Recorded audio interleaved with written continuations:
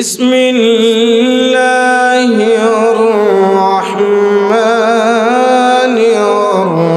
الرحيم الرجال قوامون على النساء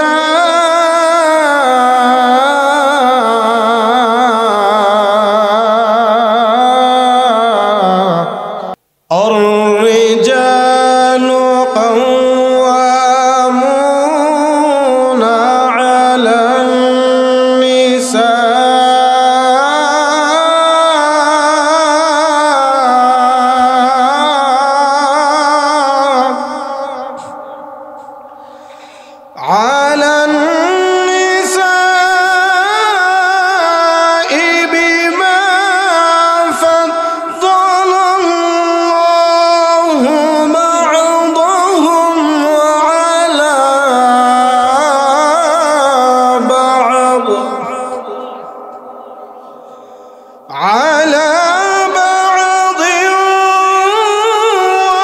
وبما أنفقوا من أموال وبما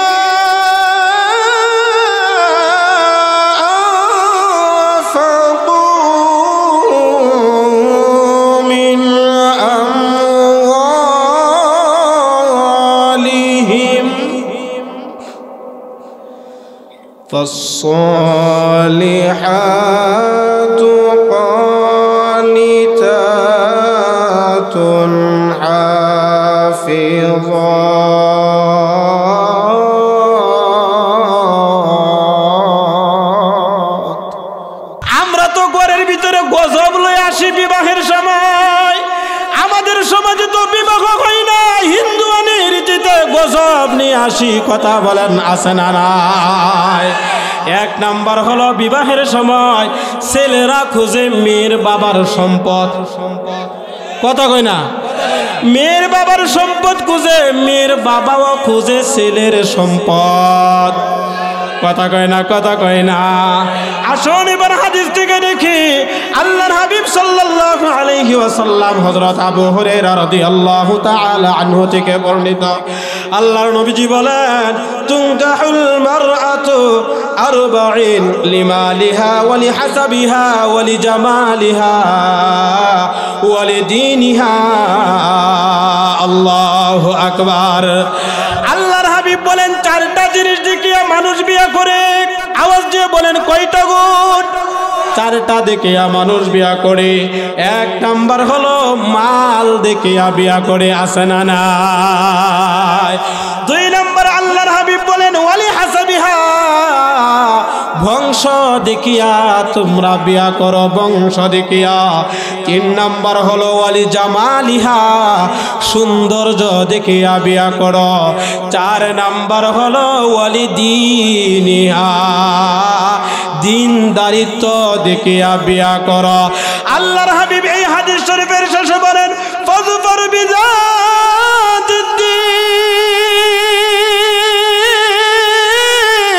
এই চারটা গুণের ভিতরে চার নম্বর যে গুণটার কথা আল্লাহর হাবিব বললেন, যে তোমরা প্রাধান্য দিবা দিনদারিত্ব একটা মহিলা, পর্দা করনেওয়ালা একটা মহিলা। এ দোস্ত, নামাজ পড়নেওয়ালা একটা মেয়ে, পর্দা করনেওয়ালা একটা মেয়ে, যে মেয়ের মা এবং বাবাও পর্দা করে, এমন একটা মেয়ে দেখা যদি তোমরা বিয়া করতে পারো, যেই মেয়েটা সহি শুদ্ধভাবে কুরআন পড়তে পারে, কুরআন হাদিসের ইলম যেই মেয়ের ভিতরে আছে, এই মেয়েটারে যদি তোমরা বিয়া করতে পারো, তাহলে তোমাদের ঘরের ভিতরে রহমত ঢুকাইয়া দিলা। আর একটু জোরে কর না সুবহানাল্লাহ। আল্লাহর নবীজি বলেছেন, আর যদি এটা তোমরা না করো তাহলে তোমাদের হাত ধুলাই দূষিত হোক। অর্থাৎ তোমরা যেইভাবে বিয়ে করো, মেয়ের বাবার কি আছে কি না আছে এটা দেখে বিয়া করে। মেয়েটা কালো হয়, পার্লারেতে যাইয়া সাজসজ্জা করিয়া ও দোস্ত দেখায়, 3 দিন পরে বিয়া ভাঙ্গা যায়। আছে না নাই? কথা কয় না, কথা কয় না, আছে না নাই? মেয়ের বাবাও খুঁজে টাকা, মেয়ের বাবাও খুঁজে ছেলের টাকা, ভালো ছেলে খুঁজে না। আবার ছেলের বাবাও খুঁজে মেয়ের বাবার টাকা, ভালো মেয়ে খুঁজে না। যার কারণে বিয়ে করাইতে দেরি হয়। 1 থেকে 6 মাস যখন হয় তখন পুত্রবধূ কয় শ্বশুর শাশুড়ির লগে থাকবো না। আছে না নাই? কথা কয় না, আছে না নাই? যেই ছেলেটা বিয়ার আগে মা এবং বাবার কথা বলতো, উঠতো আর বসতো, এই ছেলেটাও আস্তে আস্তে এখন কি করবে? বউ রাখবে নাকি মা বাবা রাখবে? দ্বিধাদ্বন্দ্বের মধ্যে পড়িয়া যায়। তখন ওই শুরু হয়ে যায় রাশিয়া আর ইউক্রেনের যুদ্ধ।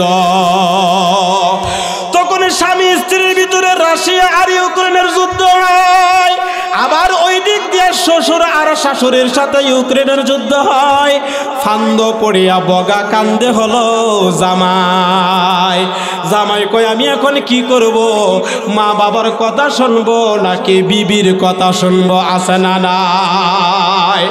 ও আমার ভাই, আপনারা যারা গার্জিয়ান আছেন, অভিভাবক যারা আছেন, আপনাদের দায়িত্ব হলো সন্তানকে যখন বিবাহ করাইবেন আগে দেখবেন হলো মেয়েটা পর্দা করে কিনা।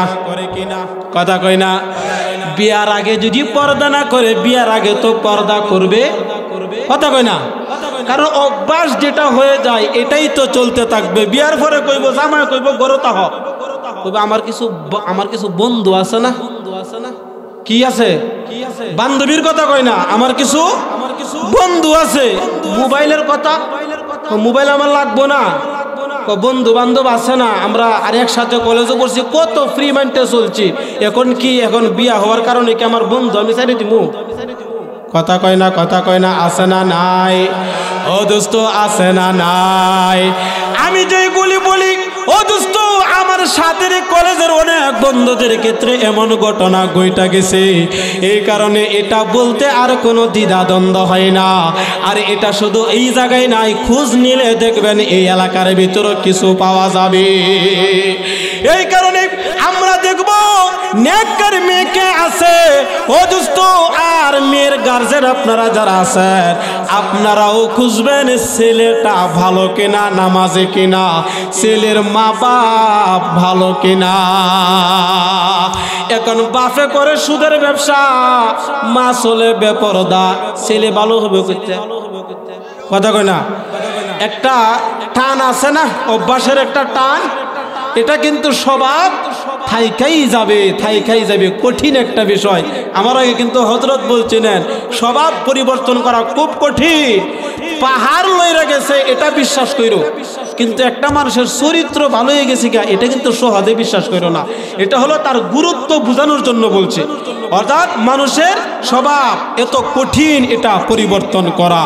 তাহলে দোস্ত আসুন দেখি হুজুর, আপনি যেমনি বলতেছেন এমনি কি সমাজের বিয়া আছে না নাই? কথা কয় না, আছে না নাই? এমনি বিয়া আছে দোস্ত। আমার বিয়ার কাবিন নামা ছিল 20,000 টাকা। কত? কথা কয় না, কত? আমার আরেক ভাই মুফতি সাহেব, উনি আমার ধমক দেয়া, তোমার টাকা না থাকলে আমি 30,000 টাকা দেব, তুমি 50,000 টাকা দেব। পরে 50,000 টাকা দিয়েছে। আমারটার কথা কইতেছে, আপনার একটা না। তাহলে 50,000 টাকা মানছে কি মানছে না? কথা কয় না, মানছে কি মানছে না? হ্যাঁ, কারণ হলো মেয়ের ফ্যামিলিটা যদি ভালো হয় তারাও দেখবে আমার ছেলেটা ভালো আছে কিনা। কারণ ছেলে যদি ভালো হয়ে যায়, ছেলে যদি কর্মঠ হয়ে যায়, ও দোস্ত রেল স্টেশনের ভিতরেও স্বামী স্ত্রী ঘুমায়। এই শীতের সময় পাতলা একটা খাতা দিয়া, লুঙ্গি উপরে দিয়া কত স্বামী স্ত্রী ঘুমায়, কিন্তু ওদের ভিতরেও মিল আছে না নাই? আর দেখবেন কত দালান আছে কিন্তু বউ ঘুমায় এক কোঠার মধ্যে আর স্বামী ঘুমায় আরেক রুমের ভিতরে। বউ ঘুমায় এক বাড়ির ভিতরে, স্বামী ঘুমায় আরেক বাড়ির ভিতরে। কথা বলেন আছে না নাই? আগুন আর আগুন। কারণ হলো তারা আগুন দিয়া সংসারটাই শুরু করিয়া দিছে। তাহলে বিয়াটা কঠিন না, বিয়া হইল সহজ। এবারে শোনা, আমরা দেখি জান্নাতি রমণীদের সরদারনি হযরতে ফাতেমা রাদিয়াল্লাহু তাআলা আনহার বিয়া হইছে নি? কথা কই না হইছে নি? আমরা কি উনাদের চাইতে কি বেশি সম্মানিত? কথা কই না? এই এলাকায় কোনো মহিলা আসেনি ফাতেমার চাইতে বেশি সম্মানিত? না না। ও পর্দার অন্তরালের মা, মনোযোগ দিয়ে শুনেন, আপনার মেয়ের জন্য কেমন ছেলেটা আপনারা খুঁজবেন। হযরত ফাতেমার জন্য নবীজি কেমন ছেলে তালাশ করছিল। হযরত ফাতেমা রাদিয়াল্লাহু তাআলা আনহা হলেন আল্লাহ রাসূলের কলিজার টুকরা মেয়ে। কলিজার টুকরার সাথে তুলনা করছেন ফাতেমা তো বিদআতুম মিন্নি। ফাতেমা হইল আমার কলিজার টুকরা। বলেন না সুবহানাল্লাহ। এই ফাতেমা রাদিয়াল্লাহু তাআলা আনহা যখন প্রাপ্তবয়স্ক হয়ে যায় দ্বিতীয় হিজরিতে, ও দোস্ত, আল্লাহর নবীজি ফাতেমাকে বিয়ে দিবে ঘোষণা করিয়া দিলেন। এবার অনেক কোটি কোটি পয়সাওয়ালা আরবের অনেক ধনাঢ্য লোকেরা আসে ফাতেমার বিয়ের প্রস্তাব নিয়া। আল্লাহর নবীজি কোনোটার ভিতরে রাজি হয় না। হযরত আবু বকর সিদ্দিক রাদিয়াল্লাহু তাআলা আনহু, উনার পক্ষ থেকে বিয়ের প্রস্তাব গেল। হযরত উমর রাদিয়াল্লাহু তাআলা আনহু, উনার পক্ষ থেকেও বিবাহের প্রস্তাব গেল। আল্লাহর নবীজি সম্মতি হইলেন না। তিনি বললেন, আমি অপেক্ষায় আছি, আল্লাহর পক্ষ থেকে হুকুম আসবে, আমি এই ফায়সালার অপেক্ষায় আছি। বলেন সুবহানাল্লাহ। উনারা যখন ব্যর্থ হয়ে গেল, এরপর হযরত আবু বকর সিদ্দিক রাদিয়াল্লাহু তাআলা আনহু এবং উমর এবং উসমান রাদিয়াল্লাহু তাআলা আনহু, তারা বসিয়া পরামর্শ করিয়া কয়, ও আলী, যাও তুমি বিয়ের প্রস্তাবটা দাও, মনে হয় নবীজি রাজি হয়ে যাইব। আর একটু জোরে কর না সুবহানাল্লাহ। কিন্তু আলী যে প্রস্তাব দিবে, আলী কয় আমারে কেমনে দিব, আমার তো কিছু নাই। হযরত আলী রাদিয়াল্লাহু তাআলা আনহু একবার গেছে, সবাই বুঝায় শোনা, অনেকে করে লজ্জা, খুব লাজুক, যাইতো সানা। তো আবু বকর রাদিয়াল্লাহু তাআলা এবং উমর, ওনারা দুইজনে মিলা নবীজির কানে নিয়ে ঠেলা দিয়ে দিছে, এই বে যাও না। তো নবীজির কানে যায় লাজুক, আসসালামু আলাইকা ইয়া রাসূলুল্লাহ। তো সালাম দিয়ে দাঁড়ায় রয়েছে। আল্লাহ নবীজি কয়, কেউ আলো কিছু কইবা? আইসলাম তো কইতাম, ওই কই আবার এখান থেকে ফিরে গেছে লজ্জায়। সুবহানাল্লাহ কইতেন না, লজ্জায় শুধু কেমনে বলে। আবার আলী রাদিয়াল্লাহু তাআলা আনহুকে ওনারা বললেন, এই আলী, তোমার ফাইলে আল্লাহ রাসূল মনে রাজি আছে। কন্যা সুবহানাল্লাহ। এরা বুঝায় শোনা নবীজির কাছে আবার পাঠাইছে। এবার আলী রাদিয়াল্লাহু তাআলা আনহু প্রস্তাব দিয়েই বসছে। কন্যা সুবহানাল্লাহ। আলী ডাক দিয়ে বলে, ইয়া রাসূলুল্লাহ, ইয়া হাবিবাল্লাহ, আসছিলাম কথা বলার জন্য, কিন্তু কেমনে বলি, দিলের ভিতরে ভয় লাগতেছে, ডর লাগতেছে, আমি তো তার যোগ্য না। ওগো ইয়া রাসূলুল্লাহ, ইয়া হাবিবাল্লাহ, আমারে ওরা পাঠাইছে আমার বিয়ের প্রস্তাবের জন্য। আল্লাহর নবীজি বলেন, আলী, বিয়ে করব কথা ঠিক, তাহলে তোমার দেন মোহর তোমার কাছে কি আছে?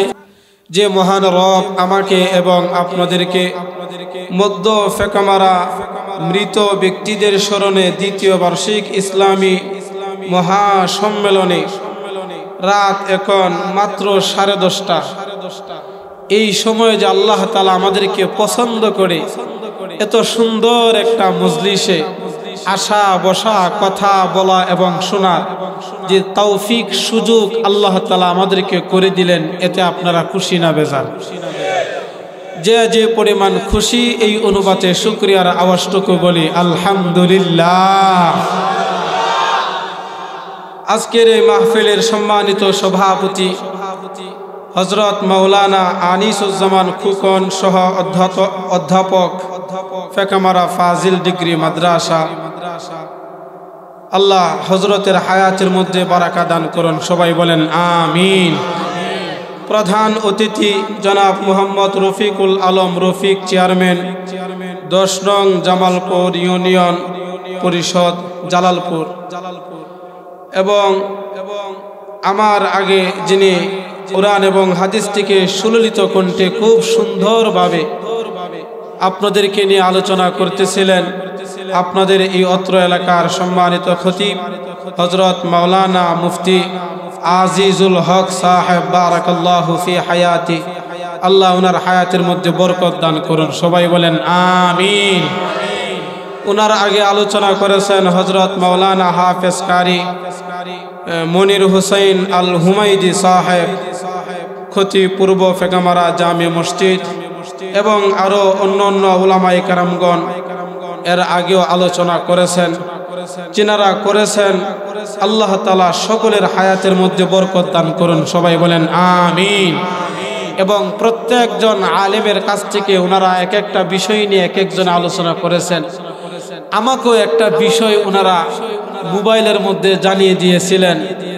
একটা বিষয় হলো কুরআন হাদিসের দৃষ্টিতে বিবাহ শাদী এবং বর্তমান প্রেক্ষাপট, আর সাথে আরেকটা বলছিলেন অবাধ্য সন্তানদের পরিণতি কি হয়, অর্থাৎ দুইটা বিষয়কেই একসাথে বলা হয়েছে। তো আল্লাহ তাআলা যদি তৌফিক দান করেন তাহলে আমি কুরআন এবং হাদিসটিকে আপনাদের সামনে এই বিষয়টার উপর ইনশাআল্লাহ কিছু কথা বলবো। আল্লাহ তাআলা বলনেওয়ালা শুননেওয়ালা আমাদের সবাইকে এই কথাগুলি শুনে আমল করে আমরা যেন দুনিয়াতে সংশোধন হয়ে গুনাহমুক্ত জিন্দেগি অর্জন করে যেন আল্লাহর দরবারে যাইতে পারি, সবাই বলেন আমিন। আর একটু আওয়াজ দিয়ে বলেন আমিন। আমি আপনাদের সামনে কুরআনুল কারীমের সূরাতুন নিসা, সূরাতুন নিসা, নিসা শব্দের অর্থটাই হলো মহিলা। তো মহিলাদের বিষয় শুধু না, এখানে পুরুষের বিষয় আছে, কারণ বিয়া শাদী শুধু মহিলারা করে না, নারী এবং পুরুষ, ছেলে এবং মেয়ে মিলেই বিয়াটা হয়, কথা বলেন ঠিক কিনা? তো আমাদের সমাজে শরীয়তের দৃষ্টিতে যেই বিবাহ শাদীটা হয়, আল্লাহ রাসূল সাল্লাল্লাহু আলাইহি ওয়াসাল্লাম এই বিষয়ে মিশকাত শরীফে একটা অধ্যায় তিনি শুরু করে দিয়েছেন কিতাবুন নিকাহের মাধ্যমে। আর এই নিকাহের মাধ্যমে বিবাহ শাদীর আলোচনা নবীজি শুরু করছেন, বলেন সুবহানাল্লাহ। 1 নম্বর রাসূল সাল্লাল্লাহু আলাইহি ওয়াসাল্লাম এই হাদিস শরীফের মধ্যে বলেন ইয়া মা'শারাশ শাবাব, মানে সকল নওজোয়ান যুবকদেরকে ডাক দিয়ে বলতেছেন। এখানে যুবকরা আছে না নাই? কে কে আছেন বিয়া করেন নাই? এমন কে কে আছেন? হাতটা সোজা করেন না। আজকে বিয়ের মানে ব্যবস্থাটা করে দেওয়া যাবে ইনশাআল্লাহ। অনেকে আছে শরম লজ্জায় মা বাবারে বলতে পারে না, বিষয় যেহেতু দিছে। কেউ এত কম মানুষ হয়? হ্যাঁ, যাক আলহামদুলিল্লাহ। তো মোটামুটি সবাই কাজ সাইরে লেছে, তাইলে এখন হক বলতে হবে। হ্যাঁ, বিয়ার পরে কি কি দায়িত্ব আছে এইগুলি বলতে হবে। আমি এই বিষয়ে একটা আয়াত তেলাওয়াত করে রাখছি, কারণ জানি তো, কারণ যুবকরা আসে কোরআন শরীফের তেলাওয়াত হইলে এরপরে আসে কি। তো আল্লাহ রাসূল সাল্লাল্লাহু আলাইহি ওয়াসাল্লাম সর্বপ্রথম বলেন ইয়া মা'শারাশ শাবাব, হে নওজোয়ান যুবকরা তোমরা শোনো, মান ইসতাতা'a মিনকুমুল বাআতা ফালইয়াতাযাওয়াজ, যাদের বিবাহ করার সামর্থ্য আছে তোমরা বিবাহ করিয়া লও। কন্যা সুবহানাল্লাহ। ইয়া মা'শারাশ শাবাব, আল্লাহর হাবিব মুহাম্মদ সাল্লাল্লাহু আলাইহি ওয়াসাল্লাম কত সুন্দরভাবে আমাদেরকে বোঝায়। ইয়া মা'শারাশ শাবাব, হে নওজোয়ান যুবকেরা, তোমরা যারা আছো, মানিস্তাতা মিনকুমুল বাআতা ফালইয়াতাযাওয়াজ, যারা বিবাহ করো নাই, যাদের সামর্থ্য আছে, তোমরা বিবাহটা করিয়া লও। তার কারণ হলো এই বিবাহের দ্বারা লাভ আছে না নাই? কথা কয় না, আছে না নাই? ইসলামের এমন কোন বিধান নাই যেই বিধানের দ্বারা মানুষের লাভ হয় না, উপকার হয় না। কন্যা সুবহানাল্লাহ। আমি বলবো হাদিস এবং কুরআন থেকে আপনারা শুধুমাত্র শুনবেন, বয়ান করে মুখস্থ করিয়া রাখবেন, এটা হলো আপনাদের দায়িত্ব। আল্লাহর হাবিব বলেন, লাভ হলো দুইটা, ফাইন্নাহু আগাজ্জুলিল বাসার। এক নাম্বার লাভ হলো, যদি তারা বিবাহ করিয়া লয়, তখন তারা তাদের চোখের হেফাজত করতে পারবে, তাদের চক্ষুটা নিম্নগামী হয়ে যাবে। বলেন সুবহানাল্লাহ। এই চোখের হেফাজতের আলোচনা এই এলাকায় কিছুদিন আগে একবার করিয়া গেছে, ওইগুলি বলবো না। কিন্তু আল্লাহর হাবিব এই হাদিস শরীফের মধ্যে যেটা বলেছেন সেটা হলো, বিয়ের আগে সর্বদিক দিয়া ইবলিস শয়তান আমাদের চোখের জিনাহের ভিতরে লাগাইয়া দেয়। কথা কোন ঠিক কিনা? আর যখন যুবকরা বিবাহ করিয়া লয়, ও পর্দার অন্তরালের মা বোনেরা, আপনারাও মনোযোগ দিয়া শুনেন, যখন বিয়ে হয়ে যায় তখন আর পর মহিলাদের দিকে জিনাহের যে খাহেসাত এটা আর থাকে না, তখন যৌন চাহিদা আর অন্য দিকে যায় না, তখন নিজের বিবির দিকে চলিয়া যায়, তখন নিজের বিবির চেহারার দিকে তাকাইলেই দেখি হইতে থাকে। বলেন সুবহানাল্লাহ। এক নম্বর লাভ হলো, ও যুবক ভাই, ও আমার পরদার অন্তরালের মা, আপনারা যারা বিবাহিত হয়ে গেছেন, যারা আপনারা বিবাহ করেছেন, এখন তো মা আর বাবা হয়ে গেছেন, আপনাদের দায়িত্ব হলো এই সন্তানগুলিকে জিনাহের কাছ থেকে বাঁচানোর জন্য তাদের সময় হলে তাদের চাহিদা বুঝিয়া বিবাহের সময় বিয়ের কাজটা সম্পন্ন করে দেওয়া। আল্লাহর হাবিব বলেন, এক নম্বর লাভ হলো তাদের দৃষ্টি শক্তিটা অবনত হয়ে যাবে, যে নিচের দিকে হয়ে যাবে। দুই নম্বর হলো ওয়া আহসানু লিল ফারজে, এবং নিজেদের লজ্জাস্থানেরও তারা হেফাজত করতে পারবে। তার কারণ হলো, অজুস্ত যখন যৌন চাহিদা থাকে, তখন ছেলে এবং মেয়ে উভয়জনই তখন জিনাহের মধ্যে লিপ্ত হয়ে যায়। হয় কি হয় না? কথা কয় না, হয় কি হয় না? এই আশা আর আকাঙ্ক্ষা সবার ভিতরে তখন জাগে। অনেকে আছে লজ্জা শরমে মা এবং বাবার কাছে বলতে পারে না, আছে না নাই? আবার অনেক মা এবং বাবাও আছে, তারা বলে আমার মেয়ের বয়স হয় নাই, 18 বছর 20 বছর হয়ে গেছে, বলে আমার মেয়েটা ছোট, বয়স হয় নাই, বয়স হয় নাই। এই বয়স হয় নাই কথাটা বলতে বলতে হঠাৎ করে দেখা যায় একদিন মেয়ে বাড়ি থেকে বের হয়েছে আর ঘরে ফিরে আসে না। আত্মীয় স্বজনের বাড়িতে খবর নেই, দেখে না আত্মীয় স্বজনের বাড়িতেও নাই। রাত্রি যখন হয়ে যায় তখন মনে হয় আমার মেয়েটাকে কেউ কিডন্যাপ করে নিয়ে গেছে। অর্থাৎ মা এবং বাবা এই ভালো ধ্যান ধারণা যে বাহিরে প্রকাশ করে, কিন্তু খবর নিয়ে দেখা যায় না মেয়ে তো প্রাপ্ত বয়স্ক হওয়ার কারণে তার চাহিদাও আছে, যার কারণে একটা ছেলের সাথে সম্পর্ক করার কারণে এখন মা এবং বাবাকে লজ্জায় বলতেও পারে না, তারাও বিবাহ শাদীর আলোচনা করে না। এই কারণে দেখা যায় মেয়েটা তখন মা এবং বাবার অবাধ্য হইয়া চলিয়া যায়, আছে না নাই? এই এলাকায় আমার জানা মতো আমি জানি না এই রোগীগুলি আছে কিনা। ও দোস্ত, এই যে কথাটা বললাম এটা ছেলের বেলাও হয় এবং মেয়ের বেলা হয়। ছেলেদেরকে আমরা শুধু বলি ছেলের বয়স হইলে কি হবে, প্রথম কই বয়স হয় নাই, আর বয়সের কথা 20 বছর যখন হয়ে যায় তখন বলে ছেলের তো এখন কি খাওয়াইব, কথা কই না, হ্যাঁ ছেলে তো নিজেই চলতারে না, নিজের খাবারে তো চাকরি বাকরি করে না, তাহলে খাওয়াইব কি। এই যে একটা অজুহাত দিয়া ছেলেদের আর বিবাহের দিকে আগায় না। কথা বলেন, এরকম গার্জেন আছে না নাই, কথা কয় না আছে না নাই।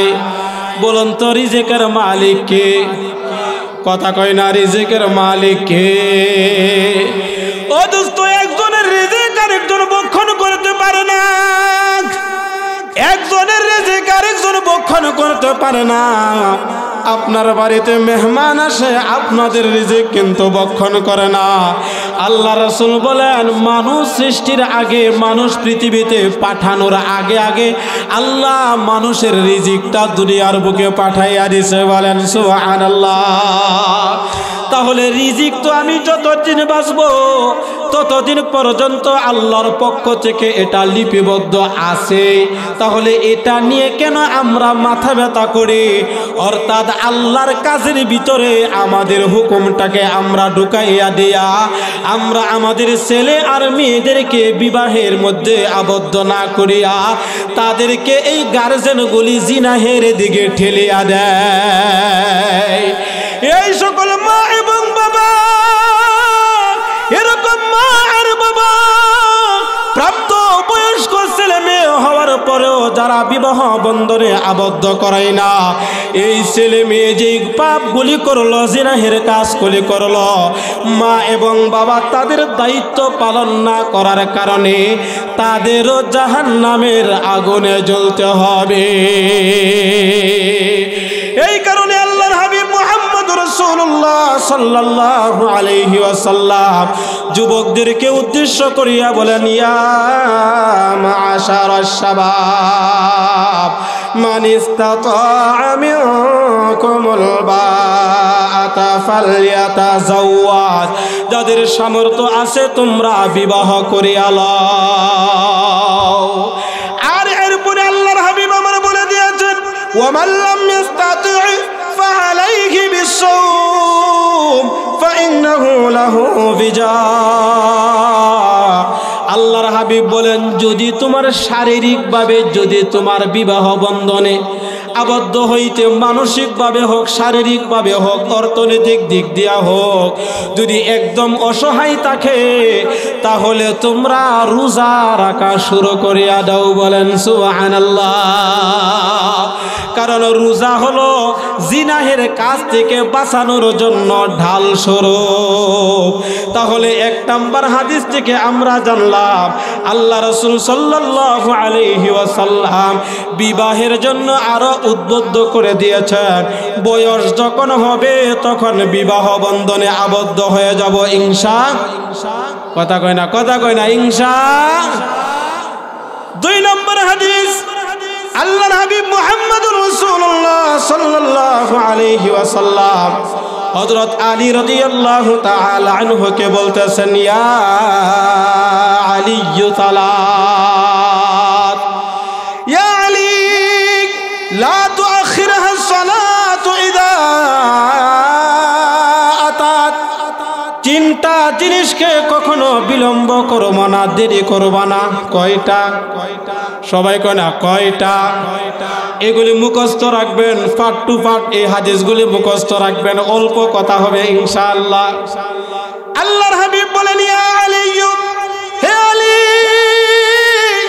সালাত, 3টা বিষয় আছে, লা তুআখিরহা সালাতু ইযা আতাত। 1 নম্বর হলো যখন নামাজের সময় হয়ে যায় এটা আর দেরি করা যাবে না, যখন ওয়াক্ত হয়ে যাবে তখন নামাজটা আদায় করে আনাও। এই কথাটা কেন বললেন? অদুষ্ট নামাজের সময় হয়ে গেল, ওয়াক্ত শুরু হয়ে গেল, এর 2টা বর্ণনা হলো হযরত জিবরাইল আলাইহিস সালাতু ওয়াস সালাম আল্লাহর নবীজিকে 2বার নামাজের প্রশিক্ষণ দেওয়াইছেন। একবার হলো নামাজের ওয়াক্তের প্রথম শুরু, আর একবার হলো নামাজের ওয়াক্তের শেষের দিকে। আর ইমাম আবু হানিফা রহমাতুল্লাহি আলাইহির অনুসারী আমরা যারা আছি, আমরা হলো মধ্যম পন্থাটা অবলম্বন করি, একবারে আগেও করি না, আবার একদম পিছনেও করি না। তো আমাদের সমাজে যেটা হলো, নামাজের ওয়াক্ত যখন শুরু হয়ে যায়, আউয়াল ওয়াক্তে যত তাড়াতাড়ি নামাজটা আদায় করা যায়, অর্থাৎ নির্ধারিত যে সময় আছে জামাতের জন্য মসজিদে যে সময় আছে, এই সময়টা যখন হয়ে যাবে, এই সময় থেকে যেন আর বিলম্ব না হয়। এই কারণে এক নম্বর আল্লাহর হাবিব বলেন, ও আলী, তিন কাজে বিলম্ব করবা না, তিনটা কাজে দেরি করবা না। এক নাম্বার হলো নামাজের ওয়াক্ত যখন শুরু হয়ে যাবে, নামাজের সময় যখন হয়ে যাবে, তখন এই নামাজটা সাথে সাথে আদায় করে নিবা। দুই নম্বর, ওয়াল জানাজাতু ইযা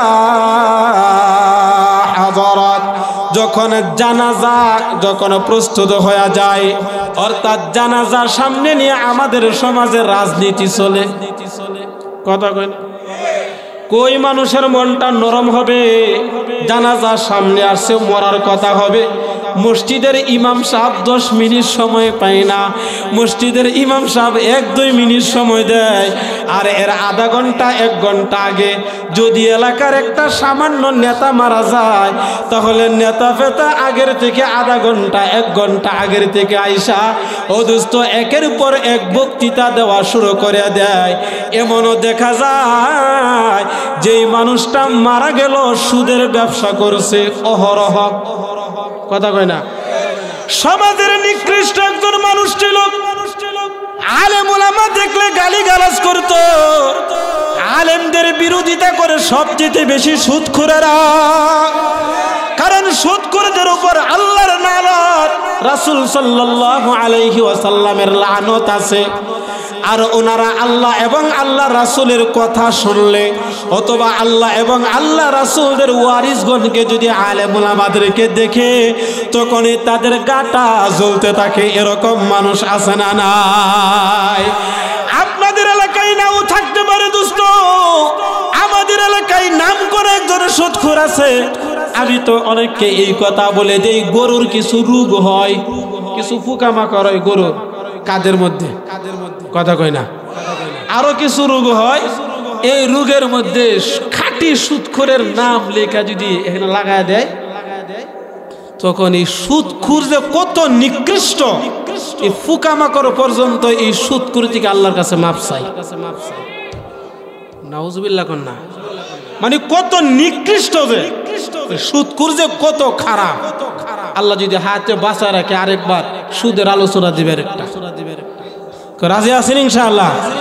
মন গড়া তো না, মন গড়া না, কোরআন এবং হাদিস থেকে বলবো ইনশাআল্লাহ। অনেক আয়াত আছে, অসংখ্য হাদিস এই বিষয়ে আছে। তো আমার ভাই, জানাজারের সামনে রাইকা একটা নিকৃষ্ট লোককে জান্নাতের ভিতরে পাঠায়া দেয়, আছে না নাই? কথা কয় না, আছে না নাই? ও দোস্ত, এইগুলি করলে হবে না। যখন জানাজা প্রস্তুত হয়ে যায়, তখন যত দ্রুত সম্ভব তোমার ভাইদের জন্য জানাজার নামাজ হলো একটা দোয়া। এই দোয়াটা সারিয়া তারে দাফন কাফনটা করিয়া দাও। তারে কবরের মধ্যে কাফনের যত কাজগুলি আছে, দাফনের সমস্ত কাজগুলি করিয়া দাও। আল্লাহর হাবিব বলেন, তিনটা জিনিসকে তোমরা বিলম্ব করিও না। এক নাম্বার হলো নামাজ। বলেন এক নাম্বার কি? সবাই বলেন এক নাম্বার কি? এক নাম্বার হলো নামাজ। দুই নাম্বার হলো জানাজা যখন প্রস্তুত হয়ে যায়, তখন এই মাইয়াতকে রাইকা রাজনৈতিক বক্তব্য দিও। কথা কয় না, দিও। এটা মানে বললাম যেটা আমাদের সমাজে চলে, আপনাদের এখানে চলে কিনা আমি জানি না।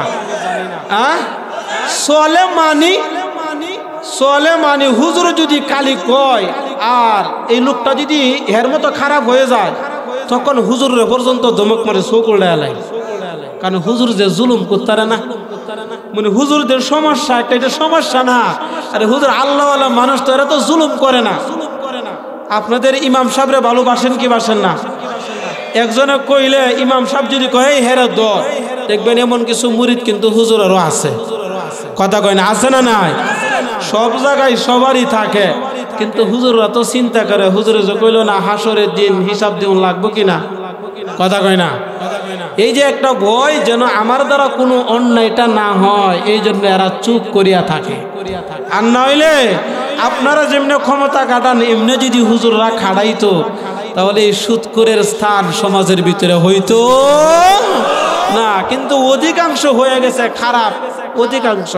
কারণ সুদ খায়, নামাজও পড়ে, সুদের ব্যবসাও করে, আবার ওয়াজও করে, সব কিছু করে। যাই হোক, আল্লাহ রাসূল বলেন 3টা কাজে দেরি করতে নাই। বলেন কয়টা কাজ? সবাই কয় না কয়টা কাজ? 3 কাজে দেরি করতে নাই। 1 নম্বর হলো নামাজ, 1 নম্বর হলো নামাজ। 2 নম্বর হলো জানাজা যখন প্রস্তুত হয়ে যাবে তখন আর দেরি করবেন না। আপনাদের আত্মীয় স্বজন যখন মারা যাবে, আপনাদের মসজিদের ইমাম সাহেব আছেন, মুফতি সাহেব আছেন, ও দোস্ত, উনার সাথে পরামর্শ করবেন, হুজুর কেমনে করলে আমার বাবা একটু নাজাত পাবে, কেমনে তারে দাফন করলে, কেমনে কি করলে জিনিসটা শরীয়ত সম্মত হবে। হুজুর আপনি এর দায়িত্বটা নেন, অথবা আপনি আমাদেরকে বলেন, শুধু হুকুম করবেন। হুজুরে যেভাবে বলবে আমরা এই কাজগুলি এইভাবে আদায় করব ইনশাআল্লাহ। রাজি আছেন ইনশাআল্লাহ? নারে তাকবীর। আল্লাহর হাবিব বলেন 3 নম্বর হলো ওয়াল আইমু ইদা ওয়াজাদতা লাহা কুফুয়ান। যখন কোনো মহিলা স্বামীবিহীন হয় আর উপযুক্ত যখন কোনো মহিলা তার স্বামী যখন পাওয়া যায়, তখন তার বিবাহের কাজটাও দেরি করবা। কথা কয় না, দেরি করবা। কিন্তু দোস্ত, আমাদের সমাজে জিনাহের হার বাড়িয়া গেছে এই একটা আমল না করার কারণে। কারণ একটা মেয়ে 12 বছর হইলে এখন বালেগা হয়ে যায়। ও দোস্ত, বালেগা হওয়ার পর থেকে আস্তে আস্তে তার ভিতরে যৌন চাহিদা আছে। এটা আল্লাহ রাব্বুল আলামিন প্রাকৃতিকভাবে প্রত্যেকটা মানুষের ভিতরে ঢুকাইয়া দিছে। এর জন্য দায়িত্ব হলো 15 বছর, 14 বছর, 15 বছর, 16 বছর, 17 বছর, 18 বছর যখন হয়ে যাবে, আপনি তো আপনার মাইয়ার অবস্থা বুঝেন, মায়েরা মেয়েদের অবস্থা বুঝে।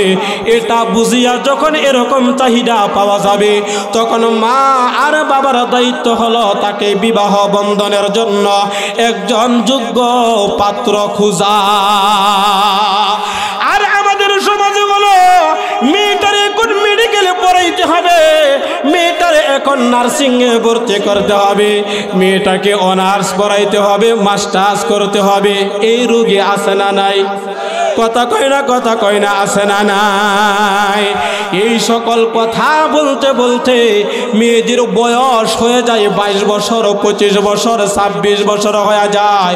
ও দোস্ত, কষ্ট করিয়া এই ভার্সিটিগুলি, ঢাকা যত ভার্সিটিগুলি আছে, যত বিশ্ববিদ্যালয়গুলি আছে, ও দোস্ত, ওই বিশ্ববিদ্যালয়গুলির ভিতরে আমারও যাওয়ার তৌফিক হয়েছে, আমারও পড়ার সুযোগ হয়েছে। অনেক মেয়েদেরকে দেখেছি তাদের বিবাহ হয়ে গেছে, আর যাদের বিবাহ হয় নাই দেখা যায় হোটেলের ভিতরে থাকে। ইউটিউবে চার্জ দিয়া দেখবেন কত আকাম আর কুকাম করে, কিন্তু মা বাপ এটা জানে না। তার কারণ হলো একটা মানুষের যখন যৌন চাহিদা জাগে, 1 বার 2 বার 3 বার, 1 দিন 2 দিন 3 দিন, একটা ছেলের সাথে সব সময় চলাফেরা যখন করে, মোবাইলের মধ্যে চ্যাটিং করে, আস্তে আস্তে কথাবার্তা বলতে বলতে তখন ফ্রি হয়ে যায়।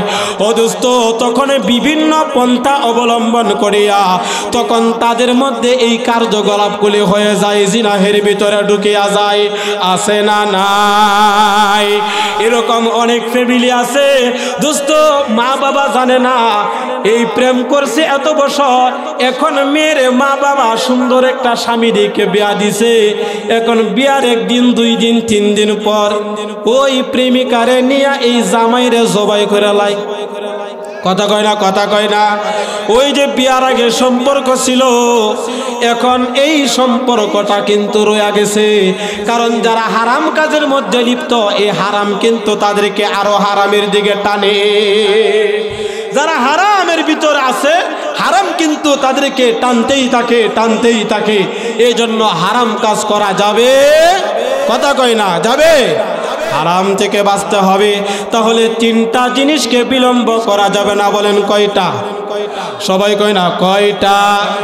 তিনটা। এক নাম্বার হলো নামাজ, দুই নাম্বার হলো জানাজা, আর তিন নাম্বার হলো যখন প্রাপ্তবয়স্ক হয়ে যাবে মেয়েরা, তখন বিয়ের জন্য আর কোনো অজুহাত আমরা খুঁজব না, বলেছেন বিশ্বনবী মুহাম্মদুর রাসূলুল্লাহ সাল্লাল্লাহু আলাইহি ওয়াসাল্লাম। আর এইগুলি না করার কারণে জিনা বাড়তেছে না কমতেছে? কথা কয় না, বাড়তেছে না কমতেছে? যেটা অকল্পনীয়, আপনারা কল্পনাও করতে পারবেন না। আপনার ছেলে এই কাজের মধ্যে লিপ্ত, আপনার মেয়ে এই কাজের মধ্যে লিপ্ত, এটা আপনারা কল্পনাও করতে পারবেন না। এমন অবস্থা আমাদের সমাজে হয়ে গেছে।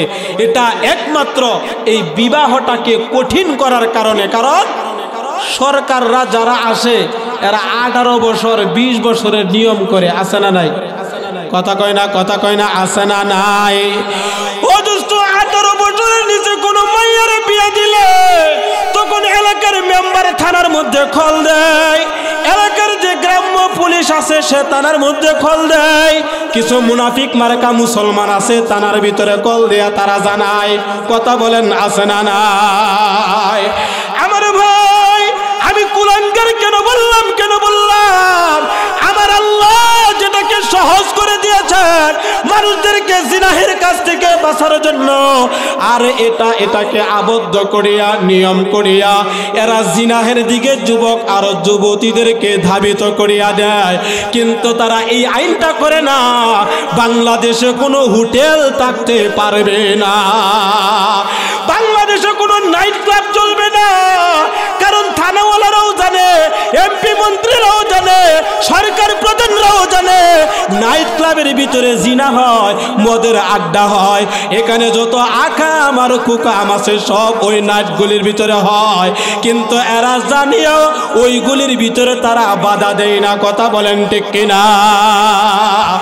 আর যেটা বৈধ জিনিস, এই বৈধটাকে তারা অবৈধ বানাইতে চায়। এই জন্য এলাকার ভাই সকলে ঐক্যবদ্ধ হয়ে ইমাম সাহেব যেটা কোরআন এবং হাদিসের দৃষ্টিতে বয়ান করবে, ইমামের বিরুদ্ধে যাবেন না, ইমামের বিরুদ্ধে না যাইয়া আল্লাহ রাসূল যেটা সহজ করে দিয়েছেন, আল্লাহ বিবাহটাকে সহজ করে দিয়েছেন, আমরা এই সহজটাকে গ্রহণ করব ইনশাআল্লাহ। নারে তাকবীর! হাতটা উঁচু করে না, নারায়ে তাকবীর, নারায়ে তাকবীর, তাকবীর, নারায়ে তাকবীর। আল কোরআনের আলো, আল হাদিসের আলো,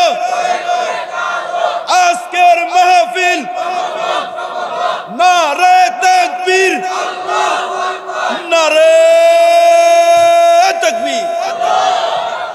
তাহলে বিয়াটা সহজ না কঠিন? কথা কয় না, সহজ না কঠিন? বিয়াটা হইল সহজ। আল্লাহ বিয়া করলেই বরকত দান করে দেয়। কন্যা সুবহানাল্লাহ।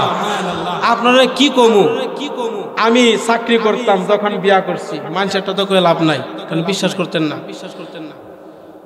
তখন আমি বেতন পাই 5,000 টাকা। কত? কথা কয় না, কত? তখন আমি কলেজে পড়ি, আমি কলেজে 2টা কলেজে, তখন মেডিকেল কলেজেও পড়ি, আবার ঢাকা কলেজেও পড়ি, 2 জায়গায় পড়ালেখাও করি, আর মসজিদ থেকে বেতনও পাই। কত? যেই মাত্র বিয়া শাদী করলাম, 1,000 টাকা বাইরে সেখানে নগদ, বলি নাই। যখন কালে একটা মেয়ে হয়েছে, একটা নাই 3,000 টাকা বাড়ছে। আর একটা আসতে কোন কত বাড়ছে? 3,000 গেছি গা 9,000। এই আজ থেকে আরো 7 বছর আগে, তখন তো আর এত মাহফিল করছি না, টুকটাক তখন গজাল গাইতাম, শিল্পী আসতাম তো, এই আমাদের শিল্প গোষ্ঠী ছিল, তখন ধরেন না পুরা সিজনে মনে 50,000 টাকাও জমাইতেছি না। মেয়ে যে বছর হয়েছে এই বছর 2.5 লাখ টাকা জমা দিয়েছে। আর একটু আস্তে কর না, সুবহানাল্লাহ। দিছে কে? কথা কই না, দিছে কে?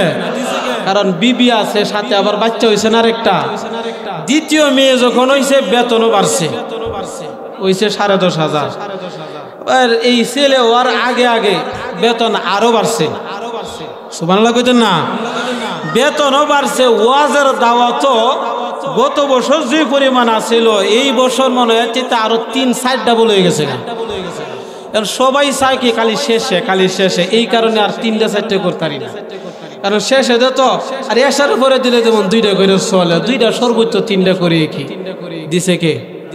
কথা কয় না, দিছে কে? তাহলে আমাদের কাজ হলো আল্লাহর কথা মতো যদি আগায়। আর মিয়া সন্তানের বিয়া করাইবেন তো বউয়ের রিজিক কি ছেলের মাধ্যমে তো আল্লাহই বাইর করে দিবে। কথা কয় না কে? এটা এমনি বুঝাইতে পারবো না। যারা অনেকে বিপদ হয়ে বিয়া করছেন, অনেকে এরকম আছে এলাকা। হ্যাঁ আসেনি গো?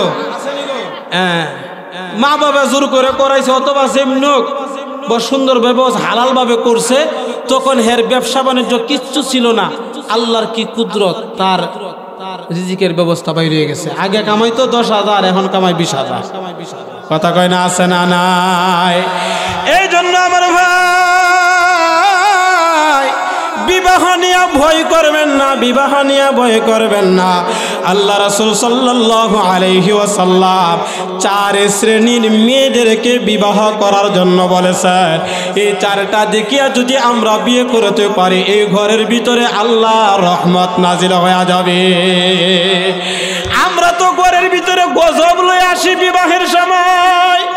আমাদের সমাজে তো বিবাহ হয় না, হিন্দু রীতিতে গজব নিয়ে আসি। কথা বলেন, আছে না নাই? 1 নাম্বার হলো বিবাহের সময় ছেলেরা খুঁজে মেয়ের বাবার সম্পদ। কথা কই না? মেয়ের বাবার সম্পদ খুঁজে, মেয়ের বাবাও খুঁজে ছেলের সম্পদ। কথা কয় না, কথা কয় না। আসুন এবার হাদিস থেকে দেখি। আল্লাহর হাবিব সাল্লাল্লাহু আলাইহি ওয়াসাল্লাম হযরত আবু হুরায়রা রাদিয়াল্লাহু তাআলা আনহু থেকে বর্ণিত, আল্লাহর নবীজি বলেন, তুনকাহুল মারআতু আরবাঈন লিমালিহা ওয়া লিহাসাবিহা ওয়া লিজামালিহা ওয়া লিদীনিহা। আল্লাহু আকবার। আল্লাহর হাবিব বলেন 4টা জিনিস দেখিয়া মানুষ বিয়ে করে। আওয়াজ দিয়ে বলেন কয়টা গুণ? 4টা দেখিয়া মানুষ বিয়া করে। 1 নাম্বার হলো মাল দেখিয়া বিয়া করে, আছে না নাই? 2 নাম্বার আল্লাহর হাবিব বলেন ওয়ালি হাসাবিহা, বংশ দেখিয়া তোমরা বিয়া করো, বংশ দেখিয়া। 3 নাম্বার হলো ওয়ালি জামালিহা, সৌন্দর্য দেখিয়া বিয়া করো। 4 নাম্বার হলো ওয়ালি দীনিহা, দিনদারিত্ব দেখিয়া বিয়া করো। আল্লাহর হাবিব এই হাদিস শরীফের শেষে বলেন, ফাযফার বিযাতিদ্দীন।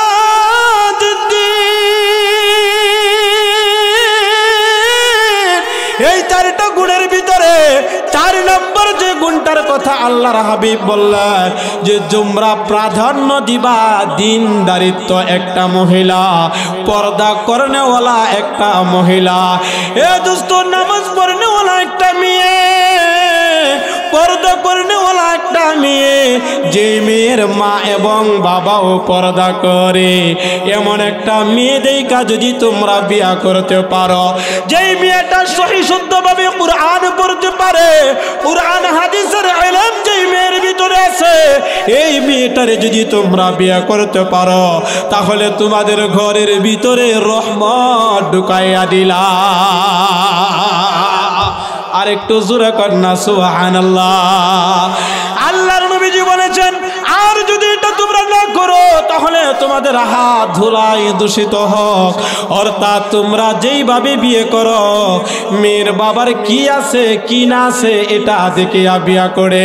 মেয়েটা কালো হয়, পার্লারেতে যাইয়া সাজসজ্জা করিয়া অদুস্ত দেখায়, 3 দিন পরে বিয়া ভাঙ্গা যায়, আছে না নাই?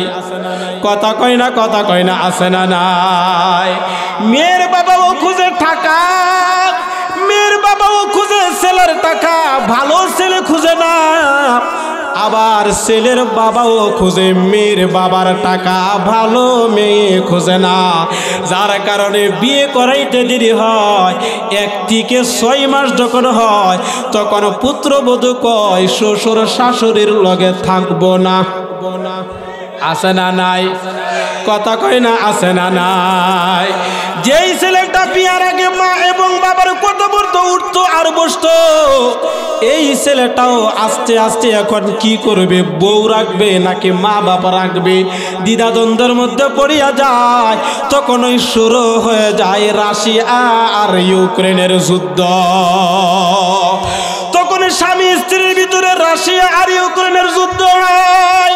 আবার ওই দিক দিয়ে শ্বশুর আর শাশুড়ির সাথে ইউক্রেনের যুদ্ধ হয়। ফান্দ পড়িয়া বগা কান্দে হলো জামাই। জামাই কয় আমি এখন কি করব? মা বাবার কথা শুনবো নাকি বিবির কথা শুনবো? আছে না নাই? ও আমার ভাই, আপনারা যারা গার্জিয়ান আছেন, অভিভাবক যারা আছেন, আপনাদের দায়িত্ব হলো সন্তানকে যখন বিবাহ করাইবেন আগে দেখবেন হলো মেয়েটা পর্দা করে কিনা। কথা কয় না? বিয়ার আগে যদি পর্দা না করে, বিয়ার আগে তো পর্দা করবে। কথা কয় না? কারণ অভ্যাস যেটা হয়ে যায় এটাই তো চলতে থাকবে। বিয়ার পরে কইব, জামাই কইব গরতা হ, কইব আমার কিছু বন্ধু আছে না। কি আছে? বান্ধবীর কথা কয় না, আমার কিছু বন্ধু আছে। মোবাইলের কথা, মোবাইল আমার লাগবো না। বন্ধু বান্ধব আছে না, আমরা আর একসাথে কলেজে পড়ছি, কত ফ্রি মাইন্ডে চলছি। এখন কি? এখন বিয়া হওয়ার কারণে কি আমার বন্ধু আমি চাইলে দিমু? কথা কয় না, কথা কয় না, আছে না নাই? ও দোস্ত, আছে না নাই? আমি যেগুলি বলি, ও দোস্ত, আমার সাথে কলেজের অনেক বন্ধুদের ক্ষেত্রে এমন ঘটনা ঘটা গেছে। এই কারণে এটা বলতে আর কোনো দ্বিধাদ্বন্দ্ব হয় না। আর এটা শুধু এই জায়গায় নাই, খোঁজ নিলে দেখবেন এই এলাকার ভিতরে কিছু পাওয়া যাবে।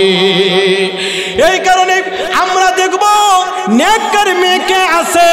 ও দোস্ত, আর মেয়ের গার্জেন আপনারা যারা আছেন, আপনারাও খুঁজবেন ছেলেটা ভালো কিনা, নামাজে কিনা, ছেলের মা বাপ ভালো কিনা। এখন বাপে করে সুদের ব্যবসা, মা চলে বেপরদা, ছেলে ভালো হবে করতে। কথা কয় না? একটা টান আছে না, অভ্যাসের একটা টান, এটা কিন্তু স্বভাব থাইকাই যাবে, কঠিন একটা বিষয়। আমার আগে কিন্তু হযরত বলছিলেন স্বভাব পরিবর্তন করা খুব কঠিন।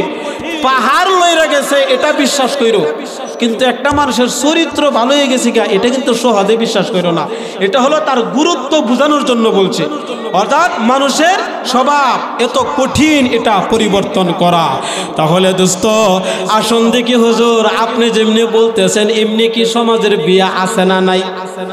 কথা কয় না, আছে না নাই? এমনি বিয়া আছে দোস্ত। আমার বিয়ার কাবিন নামা ছিল 20,000 টাকা। কত? কথা কয় না, কত? আমার আরেক ভাই মুফতি সাহেব, উনি আমার ধমক দেয়, তোমার টাকা না থাকলে আমি 30,000 টাকা দেব, তুমি 50,000 টাকা দেব। পরে 50,000 টাকা দিয়েছে। আমারটার কথা কইতেছি, আপনার একটা না। তাহলে 50,000 টাকা মানছে কি মানছে না? কথা কয় না, মানছে কি মানছে না? হ্যাঁ, কারণ হলো মেয়ের ফ্যামিলিটা যদি ভালো হয় তারাও দেখবে আমার ছেলেটা ভালো আছে কিনা। কারণ ছেলে যদি ভালো হয়ে যায়, ছেলে যদি কর্মঠ হয়ে যায়, ও দোস্ত রেল স্টেশনের ভিতরেও স্বামী স্ত্রী ঘুমায়।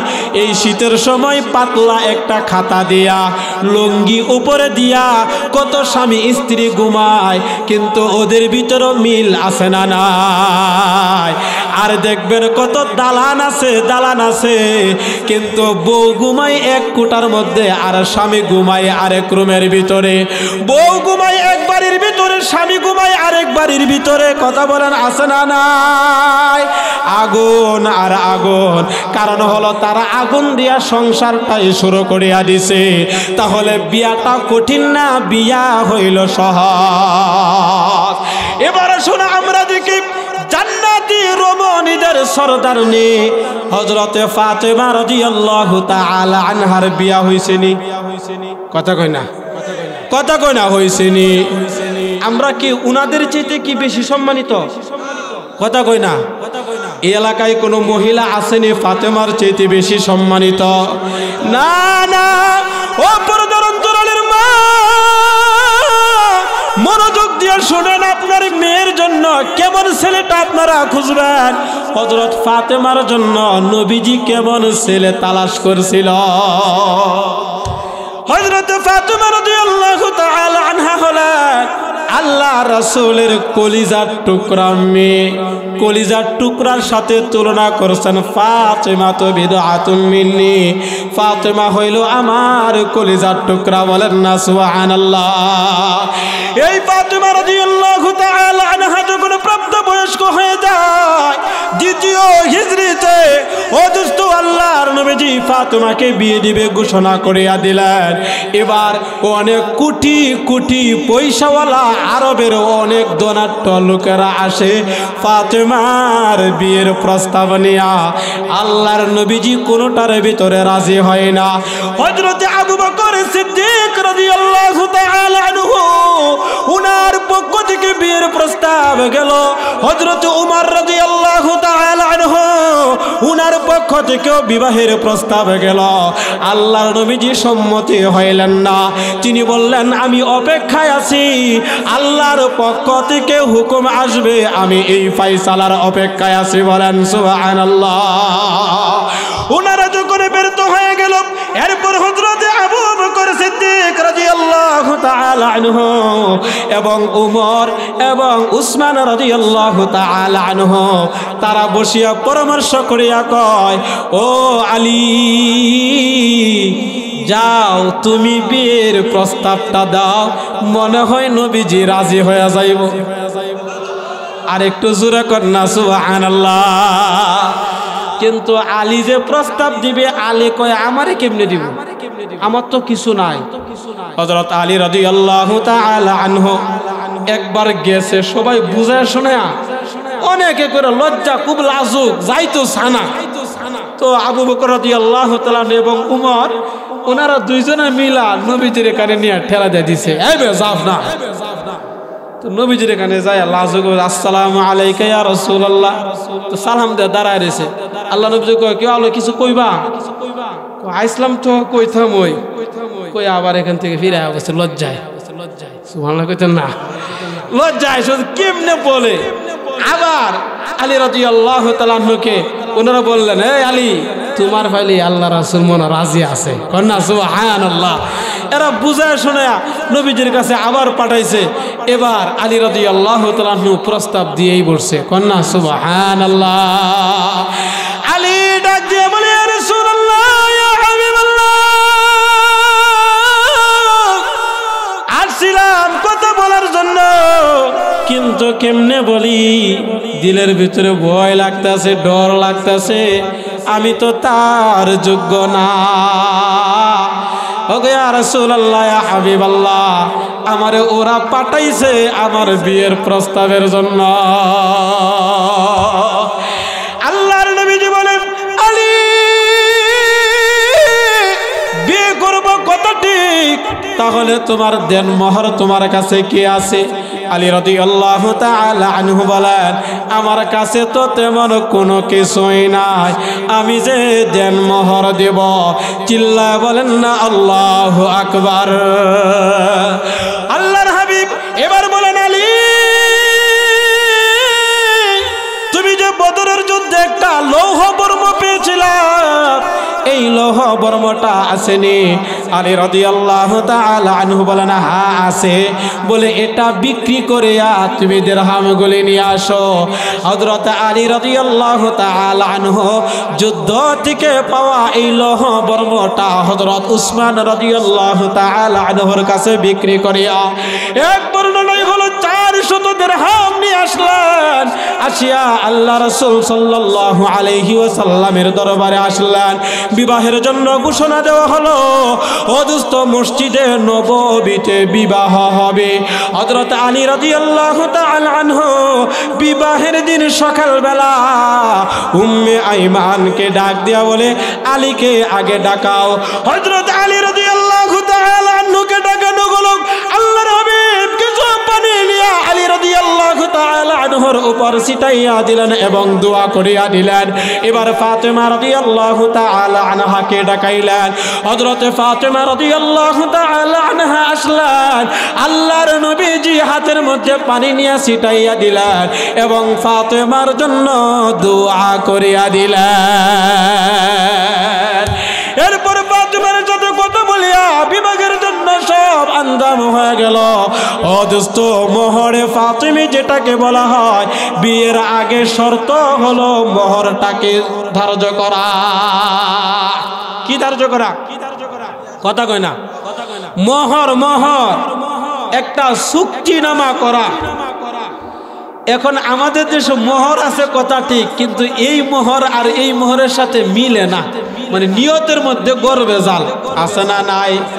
কথা কয় না, আছে না নাই? আমাদের সমাজে মোহর গোজে 10 লক্ষ 1 টাকা দিতে হবে, বাকি হোক তাতে কোনো অসুবিধা নাই। অথচ ছেলের বাড়ির জায়গা জমি বেচলেও 10 লক্ষ টাকা হইব না। কথা কয় না? ছেলের বাড়ির এরকম সামর্থ্য নাই, কারণ মেয়ের বাড়ির উদ্দেশ্য হইল মেয়ে যদি না খাইতে পারে, না থাকতে পারে, মেয়েরে সাইরে দিলে 10 লক্ষ টাকা তো পামু।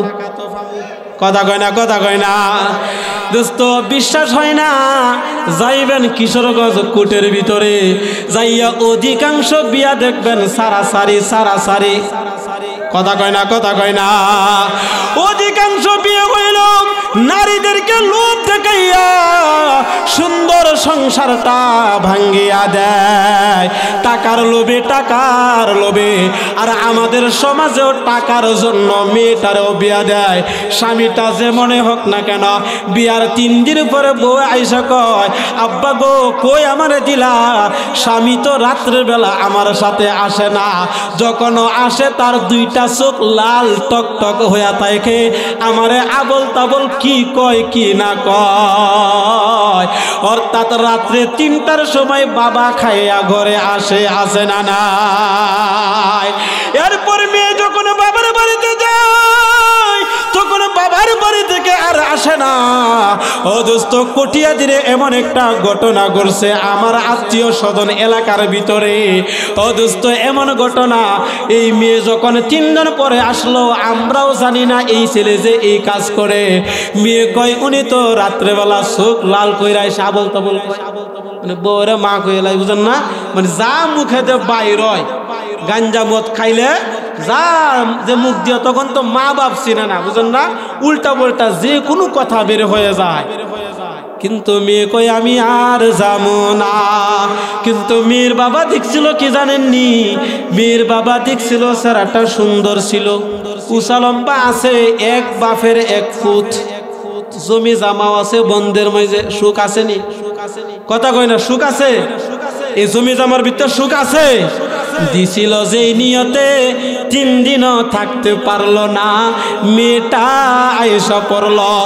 আর যদি এই মেয়ের বাবাগুলি এই ছেলেটারে দেখতো, ছেলেটা ভালো কিনা মন্দ, ছেলেটা নামাজ পড়ে কিনা, ছেলেটা আল্লাহরে চিনে কিনা, আল্লাহর পরিচয় তার ভিতরে আছে কিনা, ছেলের ভিতরে ধার্মিকতা আছে কিনা, ছেলের মা বাবার ভিতরে ধার্মিকতা আছে কিনা, ছেলের মা বাবা পর্দা করে কিনা, যদি ওইগুলি দেখিয়া দিত, তাহলে আজকে এই ঘটনা ঘটত না।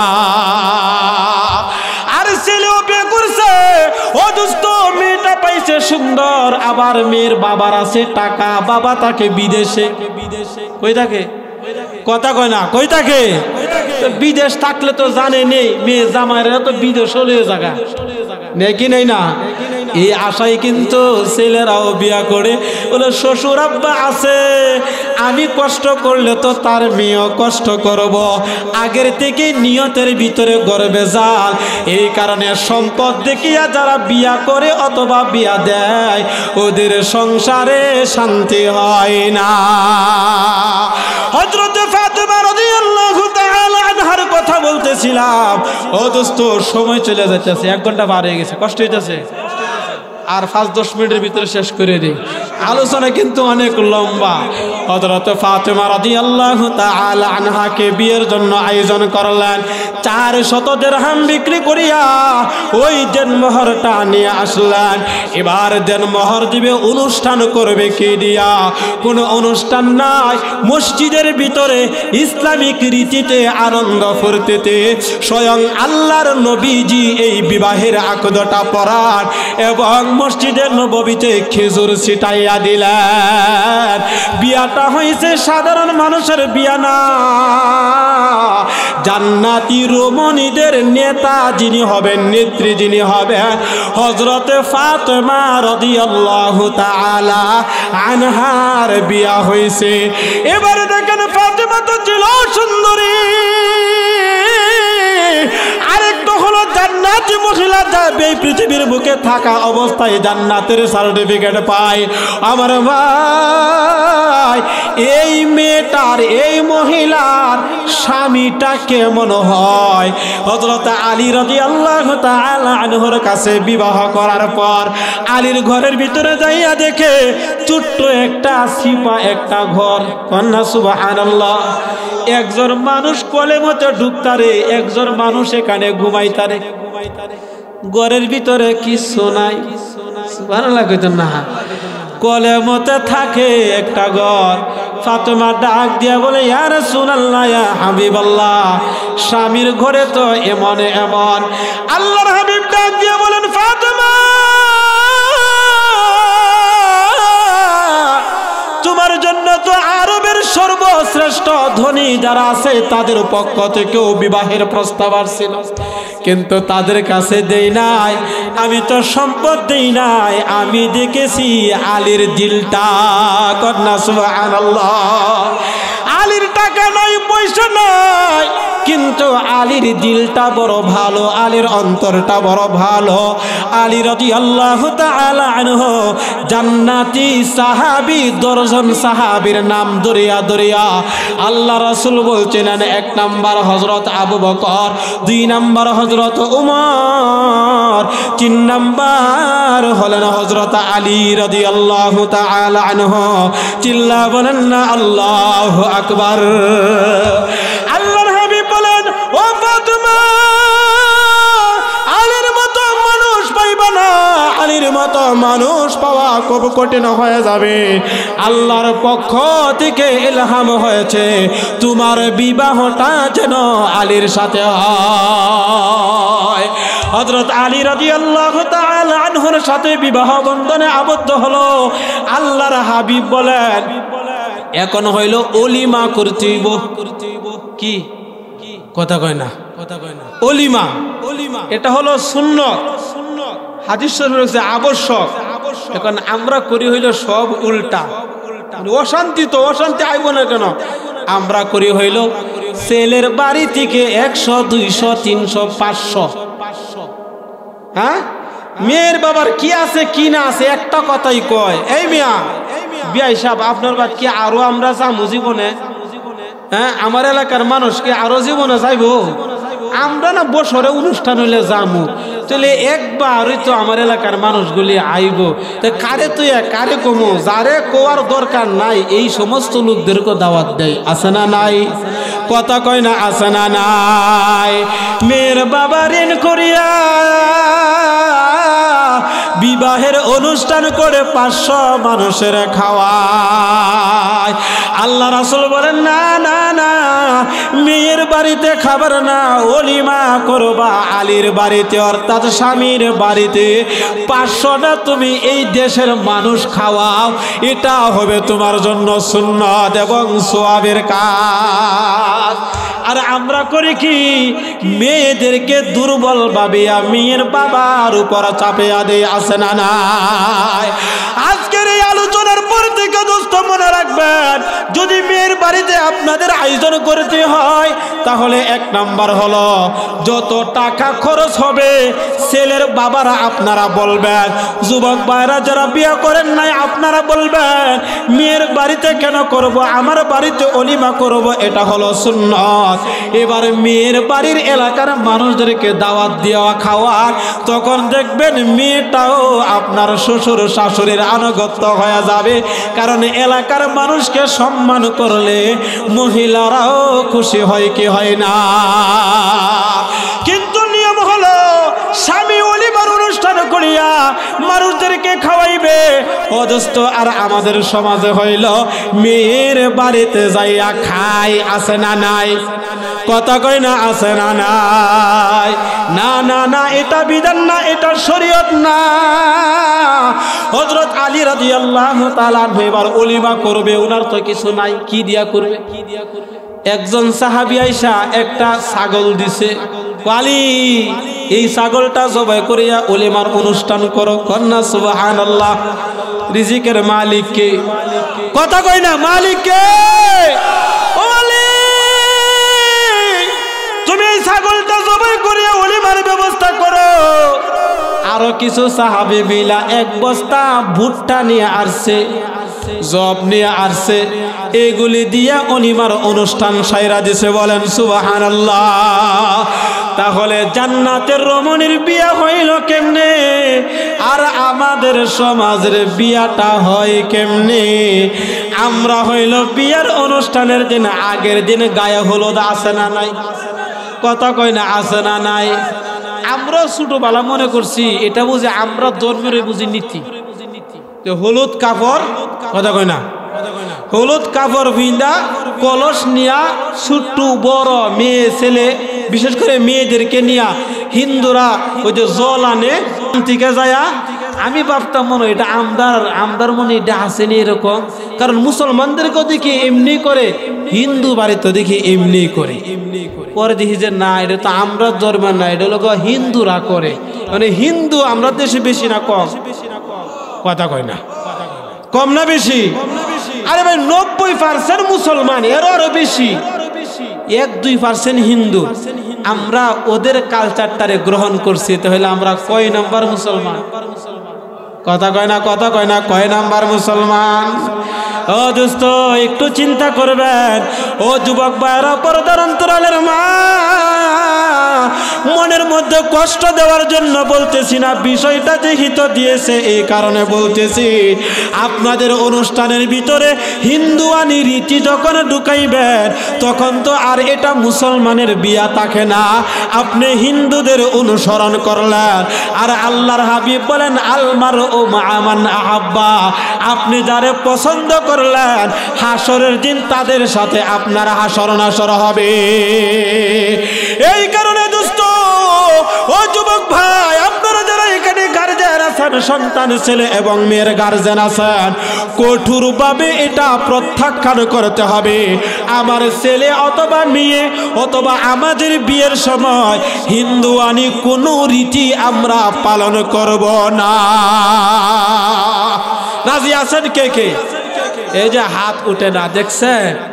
এই ওয়াজে লাভ হইব কি? গেলে তো আমার বকবেন যে হুজুরে কইছেন না, ওয়াজ হইন না পরে হুজুর হবেন। হাতটা সোজা করেন না ইনশাআল্লাহ। আল্লাহর কাছে না চাইলে আল্লাহ দিবে কেমনে? হাতটা সোজা করেন। নারে তাকবীর! আয় আল্লাহ, আমরা হইলাম মুসলমান, আমরা মুসলমানের নীতি অনুসারে যেন শরীয়ত সম্মত আমাদের ছেলে এবং মেয়ে, এবং আমরাও যদি আরো বিয়ে করে যেন এই শরীয়ত মতো করতে পারি। সবাই বলেন আমিন। বিয়ার একটা করলে অসুবিধা আছে? কথা কয় না, কাহারা কি কন? 4টা পর্যন্ত করতে পারবেন। কয়টা? কথা কয় না, 4টা পর্যন্ত করতে পারবেন। এখন 4টা, এই কথা অন্য কালি 4টা করে লিব, একটারে সাইরে আর একটারে আনলেন, একটারে সাইরে না। কুরআন শরীফের আয়াত হইল আয়াত যেটার মধ্যে কোনো সন্দেহ নাই। একটার ভরণ পোষণ যদি সঠিকভাবে দিতে পারেন, এরপরে যদি আপনার প্রয়োজন হয়, আপনি যদি ওনারে সন্তুষ্ট কইরা যদি পারেন, এরপরে কিন্তু আমরা তো একজন না মিয়া মানতো না কেমন, আমরা তো পারিনি না। ঘরের ভিতরে তো আপনি সাবান দিলে তেল দেন না, তেল দিলে সাবান দেন না, আবার 2 দিন পরে পরে বউরে বস পিডান বাপের বাড়ি যাইত টিহান তো কথা কয় না। যারা জোয়া খেলে দেখবেন আর এর ঘরে খবর নিয়ে দেখেন বউর সাথে মিল আসেনি। হ্যাঁ, কয়দিন পরে পরে ঘরের ইডে নেবে চালা যারা হিরুঞ্চি আছে, গাঞ্জা খায়, মদ খায়, এমনকি বউয়ের সেন্ডা পর্যন্ত নিয়ে চালা। বউয়ের কানের তা এমনিতে দেয় না, কানের মধ্যে দেয়া রাখে যেন না নিতে পারে, ঘুমের মধ্যে খুললে লয়ে যাবে। কথা কয় না। তাহলে আপনারও কথা কেমনে উনতো? আপনি তো এক বই রাখতে পারেন না। কথা কন ঠিক আছে কিনা? ও দোস্ত, যদি একটা বউরে যদি সুন্দরভাবে রাখতে পারেন, আল্লাহর হাবিব বলেন আইয়ুমা ইমরাতিন মাতাত যাওজুহা আনহা রাদিন দাখালাতিল জান্নাহ। ও পর্দার অন্তরালের মা, আপনারা যদি আপনার স্বামীকে খুশি রাখতে পারেন, আর এমন সময় যদি আপনাদের মরণ হয়ে যায়, আল্লাহর হাবিব বলেন সরাসরি জান্নাত। আল্লাহু আকবার। অর্থাৎ আমাদের ছেলে, আমাদের মেয়ে, আমাদের বিবিরা, আমাদের মায়েরা জান্নাতে যাক, এটা আমরা চাই কি চাই না? হাতটা সোজা করেন না, নারায়ে তাকবীর। কিন্তু সমস্যা হইল কি, স্বামীটা যদি একটু দুর্বল হয়ে যায়, অনেক মা বাবা আছে স্বামীর উল্টা চলার জন্য আরো ইন্ধন দেয়, আছে না নাই? কথা কয় না, আছে না নাই? আর বিবিরাও স্বামীর সাথে পাওয়ার দেখায় 100। তোমার সাথে বিয়া দিছে যে কি দেখতে দিল, এটা আমিও জানতাম না, আগে যদি জানতাম তোমার বা জীবন আইতাম না। রিক্সাওয়ালার কাছে বিয়া হইতো, ফকিরের কাছে বিয়া হইলেও তোমার দ্বারা হইতাম না। যখন রাগ ওঠে এইসব কথাগুলি মহিলারা কয় কি কয় না? কথা কয় না, কয় কি কয় না? ও মা, আপনার চাইতে যারা একটু কষ্টের ভিতরে আপনার আশেপাশে যে ঘরগুলি আছে, ওদের দিকে একটু তাকাইয়া দেখেন আপনি কত শান্তিতে আছেন। আল্লাহর হাবিব বলেন, আল্লাহর পরে যদি কাউরে সিজদা করার জন্য কোনো জায়গা দিত, অনুমতি দিত, তাহলে মা বোনদেরকে বলতো তোমরা তোমাদের স্বামীর পায়ে সিজদা করো। আজকে হইল সমস্যা, আল্লাহ পুরুষদেরকে যে ক্ষমতা দিছে, এই ক্ষমতা আমরা টাইনা লয়া জায়গা বউরা, আছে না নাই? ওই দিন জানি মাহফিলের কোন জায়গা থেকে আইতাছি, তো জাম লাগছে, পুলিশে কইতাছে, পুলিশের মানে ওসি টসি হইব কি জ্বালা কি কয়াম ঘরের মধ্যে বউয়ের উল্টা তো চলুন জানা হই, বউয়ের জ্বালা একটা বউ ফালা, একটা থানা ফালতো এত কষ্ট না, একটা বউ ফালতে যত কষ্ট। মানে গাড়ির জামের কারণে রাগে একটা লাখ হইতেছে, তো বউ ফালতে কষ্ট হইতো না কেন? আপনি তো আনছেন তো এই বউ, কারণ আপনি তো রাস্তার মাঝে কারে 10 টাকা 20 টাকা করে তুলে। কথা কয় না, কথা কয় না, আছে না নাই? ও দোস্ত, রাত্রির বেলা চলে ট্রাক গুলি দেখিয়া তারা লাইট বাড়ি দিয়া থামায়, আর টাকা ভিক্ষুকের মতো হাত পাতে, টাকাওয়ালারাও জানে 20 টাকা করে আগেই তারা 20 টাকা অনেকগুলো রাখে দেয় মুডের মধ্যে। চালাক যে ট্রাকের ড্রাইভার, ওরা আগের থেকে হাতটা বাড়ায় রাখে, বস 20 টাকা দেয়, হ্যাঁ গাড়ির উপরে টানের উপরে থাকে। আর গাড়ি যদি থামাই, যদি 20 টাকা দিয়ে খেলাই, তখন আবার নিতে জানা গাড়ির কাগজ দিয়ে। এখন কাগজ দিয়ে সেরা কাগজ সবকিছু ঠিক ফাইল, সারাইতেছে, সার অমুক জায়গাত গেছে, সারের অনুমতি ছাড়া মানে কি হন যেত না, সার হইন যেত না। এখন এই বেড়া তো যাইবো এই অমুক জায়গা, উদ্দেশ্য তো হইল কি? কথা কয় না, কথা কয় না কি? এই কারণে অধিকাংশ পুলিশের ঘরে শান্তি নাই। পুলিশের বউয়ের কথা মতো পুলিশেরা চলে, কথা বলেন, আছে না নাই? আমার এমন একজন নিকট আত্মীয় ভাই আছে, বলবো না। ও দোস্ত, একই কোয়ালিটির ভিতরে আছে, বউয়ে যা কয় তাই হলো সঠিক। ও পরদর অন্তরালের মা, এবার মনোযোগ দিয়ে শুনেন, আল্লাহ রাব্বুল আলামিন সূরা নিসা 34 নম্বর আয়াতের ভিতরে বলেন, আর-রিজালু কাওয়ামুনা আলান নিসা।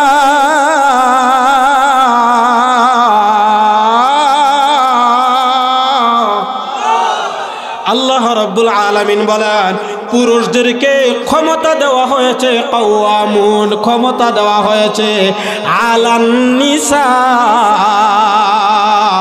মহিলাদের উপরে। বলেছেন কে? কথা কয় না, বলেছেন কে? কেন দিল? কেন দিল? বিমা বাদালাল্লাহু বা'দাহুম আলা বা'দ ওয়া বিমা আনফাকু মিন আমওয়ালিহিম। আল্লাহু আকবার। আল্লাহ রাব্বুল আলামিন বলেন, একজনকে আরেকজনের উপরে ক্ষমতা দেওয়া হয়েছে, এটা সর্বক্ষেত্রেই দেওয়া হয়েছে।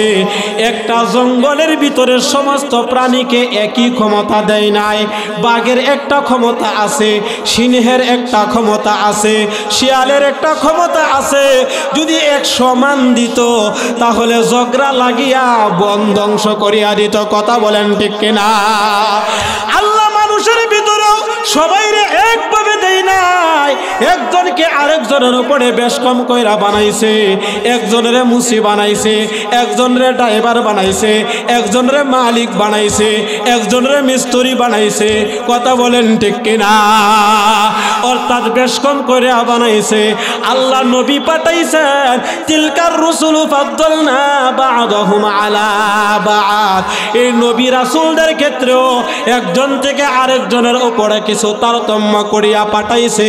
তার উদ্দেশ্য হইল নিয়ম মানিয়া চললে আর কোনো বেজাল হবে? কথা কয় না, বেজাল হবে? আল্লাহ রাব্বুল আলামিন বলেন, পুরুষদেরকে এই কারণে আমি অধিকার ক্ষমতা দিয়ে দিলাম, তার কারণ হলো ওয়া বিমা আনফাকু মিন আমওয়ালিহিম। আল্লাহু আকবার। এই কারণে দিলাম, পুরুষেরা টাকা কামাই করবে, পুরুষেরা টাকা কামাই করিয়া মহিলাদের লালন পালনের ব্যবস্থা করবে। অর্থাৎ ও মা বোনেরা, আপনাদের চাকরি করার দরকার? কথা কয় না, দরকার? কেমনে নাই হুজুর, একটু বুঝাই তৈব তো। যখন একটা মেয়ে থাকে তখন মেয়ের ভরণ পোষণের দায়িত্ব হলো তার বাবার। কথা কয় না, কার? বাবার। অর্থাৎ মেয়ের আর কোনো টেনশন নাই। আবার মেয়েটারে যখন বিয়া দেয়া দেয়, যেই মাত্র স্বামী বলল আলহামদুলিল্লাহ কবুল, সাথে সাথে এই মেয়ের যত ভরণ পোষণ আছে, খাবার দাবার আছে, কাপড় চোপড় আছে, বাসস্থান আছে, সদ আচরণ আছে, সবগুলোর দায়িত্ব হয়ে যায় স্বামীর। কার? কথা কয় না, কার? স্বামীর উপর। তাহলে বোঝা গেল বিবির আর টাকার দরকার? কথা কয় না, টাকার দরকার নাই। এরপরেও মাসআলা হলো মাঝে মধ্যে বিবিদেরকে কিছু হাত খরচ দেওয়া। না সুবহানাল্লাহ। স্বামী হাত খরচ দিবে, বাবার বাড়ি থেকেও আবার মা বাবারা কিছু টাকা দেয়। কথা বলেন, দেয় কি দেয় না? আবার এই মেয়েটা যখন বিবি থেকে আবার মা হয়ে যায়, স্ত্রী থেকে যখন মা হয়ে যায়, তখন এই মায়ের লালন পালনের ভরণ পোষণের দায়িত্ব হয়ে যায় সন্তানদের উপর। আর মা হইয়া এই মহিলাগুলি কবর পর্যন্ত চলিয়া যায়। সুতরাং তাদের আন্ডারে একজন পুরুষ সব সময় আসে না নাই? কথা কয় না, আসে না নাই? এই কারণে আল্লাহ রাব্বুল আলামিন বলেন, ওয়া বিমা আনফাকু মিন আমওয়ালিহিম। ও পর্দার অন্তরালের মা বোনেরা, আপনারা স্বামীদের উপর নেতৃত্ব দিবেন না। সংসার চলবে স্বামীর কথা মতো। অর্থাৎ স্ত্রীর সাথে পরামর্শ করিয়া স্বামী যেই ডিসিশনটা দিবে এটাই মানিয়া নিবেন। তাহলে এই ঘরের ভিতরে রহমত আর সকিনা নাজিল হইতে থাকবে। এর দিক দিয়ে আপনাদের যত মেয়ে আছে, আপনারা মেয়েদেরকে আবার উস্কাইয়া দিবেন না। যে মেয়েরা কইছিলাম যে কথা থেকে কথা বের হয় যে তোমার কাছে বিয়া দিত না, আর আগে জানলে আমিও আসতাম না। অথচ ফাতেমা রাদিয়াল্লাহু তাআলা আনহার বিয়াটা আলীর সাথে হইল। দোস্ত আলীর কাছে তো কোনো কিছুই নাই, কথা বলেন ঠিক কিনা? এই জন্য শরীয়ত সম্মত বিবাহের অনুষ্ঠানগুলি যখন হবে, 1 নাম্বার হলো মোহর ধার্য করা, 2 নাম্বার হলো ইজাব এবং কবুল কওয়া। মেয়ের পক্ষ থেকে প্রস্তাব দিবে, ছেলের পক্ষ থেকে গ্রহণ করবে। আর এটা গ্রহণ করার সাথে সাথে এই মেয়ের যাবতীয় যত কাজ আছে, বিয়ের পর যদি মেয়েটা পর্দা না করে, এই কারণে স্বামী হবে দায়ী। তাহলে ইনশাআল্লাহ সময় অনেকটা হয়ে গেছে, প্রায় 1.5 ঘন্টার উপরে চলে গেছে। আপনারা বিরক্ত হইতেছেন আমার ভাই। এই শরীয়ত সম্মত বিবাহ বন্ধনে আবদ্ধ হওয়া প্রচলিত যত হিন্দুয়ানি খ্রিস্টানদের নীতিগুলি আছে, আমি সবগুলি বলি নাই, কারণ আয়াত তো আরো অনেক রয়েছে। এই কারণে আমরা ওই সমস্ত জিনিসগুলি বাদ দিয়া এলাকার নেতা যারা আছেন, যাদেরকে সবাই মানে, কিছু লোক আছে না, কথা কয় না, আপনাদেরকে মানি বিদায় এটা ভাইবেন না আমার তো মানে আমি যা কমতা। আপনাদের দায়িত্ব বড় কঠিন বিষয়। যারা নিজের দায়িত্ব চাহিয়া নেয়, আল্লাহ রাসূল বলছেন তাদের উপরে লানত।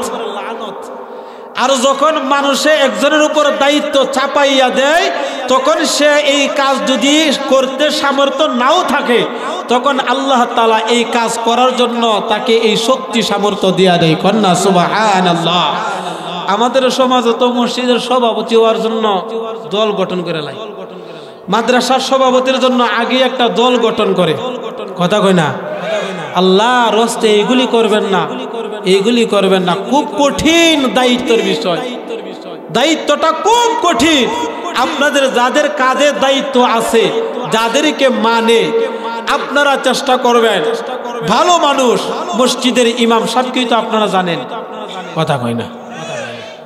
যাকে পছন্দ হয় ভালো মানুষ, শিক্ষিত মানুষ, উনাকে নিয়ে বসেন, আরো 2 জনকে ডাকেন, নিয়ে সুন্দরভাবে বইসা একটা পরামর্শ করেন যে হুজুর ইনশাআল্লাহ আমাদের সমাজের ভিতরে কোনো হারাম কাজ হবে না, বলেন আমরা কেমনে কি করতে পারি। একটা সংগঠন করেন। মসজিদ কমিটি যারা আছেন, আপনারা ভাবেন কমিটি হইয়া জান্নাতে যাবেন গা। কমিটির একটা ওয়াজি আছে, কোরআন শরীফের সূরা তওবা, আলাদা একটা আয়াতই আছে। অনেকে মনে করে কি সভাপতি হইছি অথবা সেক্রেটারি হইছি, উমুক হইছি, তুমুক হইছি, কেশিয়ার, মাদ্রাসার উমুক পদ পাইছি না গো। এই সব পদ দায়িত্ব পালন না করার কারণে, যেইভাবে করার দরকার ছিল ওইগুলি না করার কারণে আপনাকে জাহান্নামে যাইতে। কঠিন বিষয়, কিন্তু আমরা তো দায়িত্ব লইয়া লই, আর দিলে আমরা আরো খুশি হই। এটা খুশির বিষয় না, এটা খুশির বিষয় না। দায়িত্ব নিয়ে আল্লাহর কাছে কান্নাকাটি করে, আল্লাহ গো দায়িত্বটা যে দিছ আমারে পালন করার তৌফিক দিও। কিন্তু দেখা যায় কি, বালা একটা ইমাম সাবাইলে, হক কথা কইলে, কমিটির পক্ষে না থাকলে এরা কেমনে জড়াইব, যে কেমনে চালাইব, সর্বশেষ কিচ্ছু না পাইলে তখন একটা মেয়ে দিয়ে একটা কেলেঙ্কারির একটা আওয়াজ তুলে। অধিকাংশ জায়গায়, অধিকাংশ কেউ জানে না। রাত্রে বলা কয় হুজুর আজকে রাত্রে আপনি চলে যাবেন, কেউ যাতে না জানে। পরে হুজুর গেলে গা কয় কি, কয় হুজুরের তো এক মহিলার সাথে সম্পর্ক আছেন, তো এটা জানাজানি হয়ে যাইব, এই কারণে হুজুর আমরা বিদায় করে দিছি। কথা কয় না, আছে না নাই? কথা কয় না, আছে না নাই? ঘটনা এইগুলি ঘটছে, আমার জানা মতে আছে অসংখ্য, 1-2টা না। এই সকল কাজ করবেন না। আলেম উলামা পছন্দ নাই হইতে পারে, অসুবিধা নাই তো। নিয়ম হইল একজন আলেমকে যদি পছন্দ না হয়, কোন কাজটা পছন্দ হচ্ছে না, আগে তার ওয়ার্নিং দিবেন, সুন্দরভাবে জানাইবেন হুজুর এই বিষয়টা আমাদের কাছে একটু দৃষ্টিকটুর হয়, এটা শরীয়ত সম্মত কতটুকু আছে। হুজুরে যদি এটা না মানে, হুজুরে হারাম কাজের মধ্যে লিপ্ত আছে, আপনি জানেন পাশের মসজিদ আছে, ওনাদেরকে নিয়ে মাদ্রাসা আছে, আলেমদেরকে বইলা সুন্দরভাবে সম্মানের সহিত হুজুরের বৈশা হুজুরে বিদায় করে দেন। 1-2 মাস আগে আবার জানাই দিবেন হুজুর আপনার 1 মাস সময় দেওয়া হলো, 2 মাস সময় দেওয়া হইলো, আপনি আরেক জায়গায় খুঁজেন। সুন্দরভাবে কিন্তু আমাদের সমাজে এইগুলি হয় না। এটা কিন্তু কমিটির দায়িত্ব, এগুলি কিন্তু কমিটির দায়িত্ব। তারে যেমনে স্বাগতম জানায় আনছেন, আবার এরকম ভাবে সুন্দরভাবে তারে বিদায়টাও দেওয়া। কিন্তু আমরা কি, আমার সাথে মনে মিলল না, এরা লাঞ্ছিত করে এখান থেকে বিদায় করি। কথা কয় না, আছে না নাই? কঠিন বিষয়, কঠিন। আজকে আমাদের সমাজ এই রোগে সবচেয়ে বেশি এই রোগে ধরেছে। আমার ভাই, ইমাম সাহেবদেরকে মারাত্মক কোয়ালিটির খারাপ ব্যবহার করে অনেক এলাকায় আছে, অনেক এলাকায় আছে। যার জন্য আল্লাহর রস্তে মসজিদের দায়িত্ব যারা আছে, জাহান্নামে যাওয়ার কাজ করবেন না। হুজুররা আনছেন সুন্দরভাবে সবাই মিলে, উনি চলে গেলে জীবন আর দেখা নাও হইতে পারে, কিন্তু আপনি যে বেয়াদবিটা করলেন, উনি তো সম্মানিত আলেম, এই কারণে সুন্দরভাবে আনছেন, সুন্দরভাবে বিদায় করবেন। 2 মাস আগে সুন্দরভাবে জানাই দিবেন, বৈশা অসুবিধা নাই, ন্যায্যভাবে সুন্দরভাবে বলবেন। এতে যদি ইমাম সাহেব মন খারাপ করে, এটা ভিন্ন জিনিস, এটা ভিন্ন জিনিস। এই জন্য আমার ভাই, কথা থেকে কথা বের হয়, দায়িত্ব, দায়িত্ব থেকে গেছিল। ইন্নাল্লাহা ইয়া'মুরুকুম আন তু'আদ্দুল আমানাত, এই আয়াতে আর যাবো না। তাহলে যেই বিষয়টা নিয়ে আলোচনা করছিলাম, এই বিষয়টাই হলো শরীয়ত সম্মত বিয়া শাদী আর বর্তমান প্রেক্ষাপট। আর অবাধ্য সন্তানদের কথা কইলে তো এখন যাবো 1টা বাজা, আপনারা রাগ হইবেন। আল্লাহ তাআলা আমাকে বলনেওয়ালা শুননেওয়ালা আপনারা যারা আছেন, এই এলাকার মাইকের আওয়াজ যতটুক পর্যন্ত যাচ্ছে, আল্লাহ তাআলা আমাদের সবাইকে যেন আল্লাহ রাসূলের সুন্নত তরিকার উপর অটল যেন থাকতে পারি। সবাই বলেন আমিন।